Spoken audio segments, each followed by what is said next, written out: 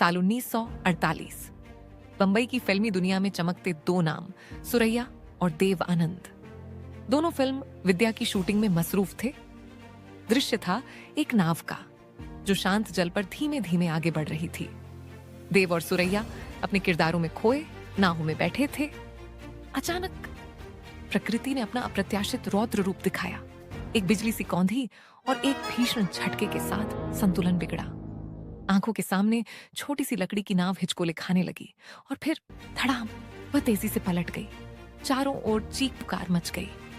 पानी का एक ठंडा भयावह झोंका सुरैया को अपने आगोश में लेने लगा। वह छटपटाने लगी, सांसें गले में अटक गईं। जीवन और मृत्यु के बीच की पतली डोर पर उनकी जिंदगी झूल रही थी। तभी पानी की गहराई से एक हाथ बिजली की तेजी से उनकी ओर बढ़ा। ये कोई और नहीं बल्कि देव आनंद थे। पल भर का भी विलंब किए बिना, अपनी जान की परवाह किए, उन्होंने मौत के उस ठंडे आलिंगन से सुरैया को कसकर पकड़ लिया और हर मुश्किल को चीरते हुए देव ने सुरैया को किनारे तक पहुंचाया।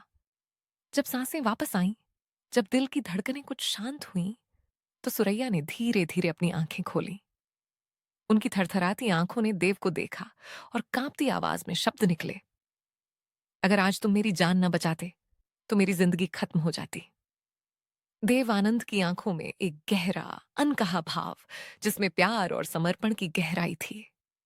उन्होंने धीरे से, पूरी गंभीरता से जवाब दिया, अगर तुम्हारी जिंदगी खत्म होती तो मेरी भी हो जाती। ये सिर्फ एक दुर्घटना नहीं थी, ये नियति का खेल था जिसने दो दिलों को हमेशा के लिए जोड़ दिया। उस दिन मौत के मुंह से सिर्फ एक जिंदगी नहीं बची थी, बल्कि एक ऐसी अमर प्रेम कहानी का जन्म हुआ था जिसने भारतीय सिनेमा के इतिहास में अपनी एक अनूठी और कभी न भुलाई जाने वाली जगह बना ली। दोस्तों, उठाइए एक चाय का कप या फिर करिए आंखें बंद और सुनिए कहानी देव आनंद और सुरैया की।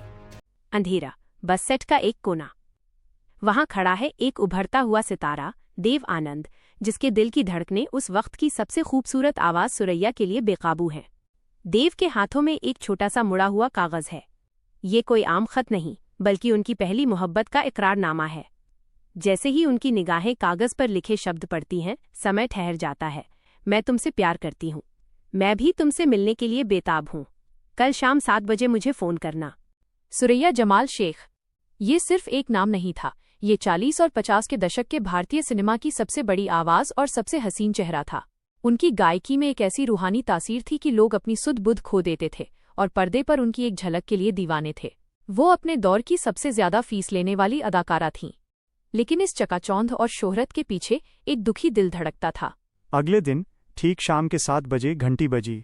फोन की घंटी नहीं थी वो, बल्कि दो दिलों के मिलन की शहनाई थी। सुरैया ने बड़ी नज़ाकत और धीमी सांस के साथ रिसीवर उठाया। उधर देव आनंद की आवाज में एक रोमांच था, एक सुकून था। उन्होंने अपने सारे प्रेम को एक शब्द में समेट कर पुकारा, नोजी। देव आनंद को जवाब में सुरैया की नहीं बल्कि उसकी दादी की कर्कश आवाज सुनाई दी, जो पूछ रही थी, कौन है? और साथ ही बैकग्राउंड से सुरैया की रोने की एक चीख आई और धड़ाम फोन कट गया। देव आनंद ने अपनी हिम्मत नहीं हारी और फौरन दोबारा फोन मिलाया। फोन उठा और उन्होंने फिर दोहराया, सुरैया। सुरैया घर पर नहीं है। दादी चीखीं और जोर से फोन पटक दिया। देव आनंद ने तीसरी बार घंटी बजाई। इस बार जब दादी ने फोन उठाया तो उनकी आवाज में धमकी थी, अगली बार अगर तुम्हारी आवाज सुनी तो तुमसे पुलिस बात करेगी। और फिर पहले से भी ज्यादा जोरदार तरीके से फोन पटकने की आवाज आई। निराश होकर देव आनंद ने अपनी आंखें बंद कर लीं, सिर को दोनों हाथों में थामकर बैठ गए। उन्हें लगा इस मोहब्बत के बिना उनका अस्तित्व ही व्यर्थ है। लेकिन उन्होंने हार नहीं मानी। करीब 1 घंटे बाद उन्होंने फिर उसका नंबर डायल किया। सुरैया एक पारंपरिक मुस्लिम परिवार से आती थी, जहां उनकी शोहरत ने उन्हें दौलत तो दी पर आज़ादी छीन ली। उनका परिवार, विशेषकर उनकी सख्त दादी बड्डी, उनकी शोहरत और दौलत पर पूरी तरह निर्भर था। इसलिए उन्हें डर था कि सुरैया का किसी गैर मुस्लिम से प्रेम करना उनके सामाजिक सम्मान को मिट्टी में मिला देगा। पर्दे पर हजारों दिलों की रानी कहलाने वाली सुरैया असल जिंदगी में अपने ही घर में एक कैदी थीं।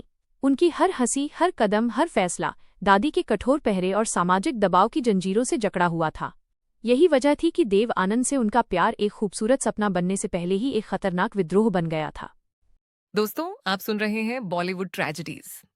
चैनल को लाइक, शेयर और सब्सक्राइब करिए ताकि आप सुनते रहें ऐसी और कहानियां। लगभग 1 घंटा बीत गया, जिसके दौरान देव आनंद ने फिर अपनी प्रियतमा के बिना अस्तित्व की व्यर्थता के बारे में सोचा। इस गहरी निराशा के बीच भी उन्होंने हार नहीं मानी। उन्होंने एक बार फिर सुरैया का नंबर डायल किया। किसी ने फोन उठाया। देव आनंद ने चुपचाप आवाज सुनी। उसने बहुत धीरे से हेलो कहा। यह सुरैया की आवाज नहीं थी और निश्चित रूप से दादी की भी नहीं थी। देव आनंद ने अंदाजा लगाया कि ये सुरैया की मां हो सकती हैं। देव आनंद ने फुसफुसाकर पूछा, क्या वो मम्मी हैं? हाँ देव। देव आनंद ने राहत की सांस ली। उन्होंने पूछा, क्या मैं सुरैया से बात कर सकता हूं? वो रो रही है, मां ने कहा। देव आनंद का हौसला बढ़ा। उन्होंने दोहराया, क्या मैं उससे बात कर सकता हूं? मां ने दबी आवाज में कहा, नहीं, वह नहीं कर सकती, उसकी दादी पास में ही है। पर मुझे उससे मिलना ही होगा। देव आनंद हताश थे। मां ने सांत्वना दी, वो भी तुमसे मिलना चाहती है। फिर? देव आनंद ने उत्सुकता से पूछा। मां ने धीरे से कहा, मुझे ठीक 1 घंटे बाद फोन करना, मैं मिलने का व्यवस्था करूंगी। देव आनंद ने ठीक 1 घंटे बाद फोन किया और सुरैया की मां ने कहा, सुरैया को फोन मत करना, पर तुम उससे कल मिल सकते हो। देव आनंद स्वर्ग में पहुंच गए। मां ने आगे कहा, लेकिन बहुत देर रात को, 11:30, 11:30 के बाद। कल रात 11:30? उन्होंने पुष्टि की। मां ने कहा, वो बिल्डिंग की छत पर होगी।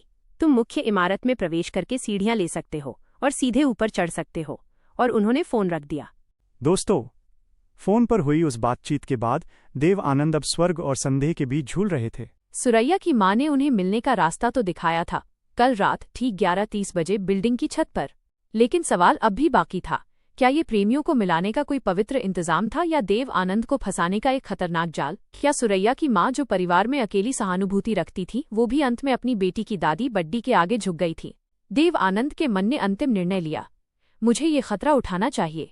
उन्होंने अपनी प्रेमिका के लिए उस अंधेरी रात में छत पर जाने का साहसी फैसला कर लिया था। इस अद्भुत और ट्रैजिक कहानी में परिवार की 3 महत्वपूर्ण औरतें अब केंद्र में थीं। सुरैया, जो अपने प्यार के लिए रो रही थीं, लेकिन दादी के डर से जबान नहीं खोल पा रही थीं। सुरैया की मां, जिन्होंने मिलने का रास्ता दिखाया, लेकिन क्या उनके इरादे नेक थे? क्या वो देव आनंद और सुरैया के बीच की कड़ी बनेंगी या कांटा?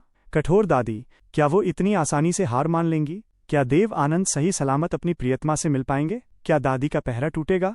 और क्या ये गुप्त मुलाकात उनकी जिंदगी की सबसे खूबसूरत रात साबित होगी? जानने के लिए देखते रहिए देव आनंद और सुरैया की ये ट्रैजिक कहानी।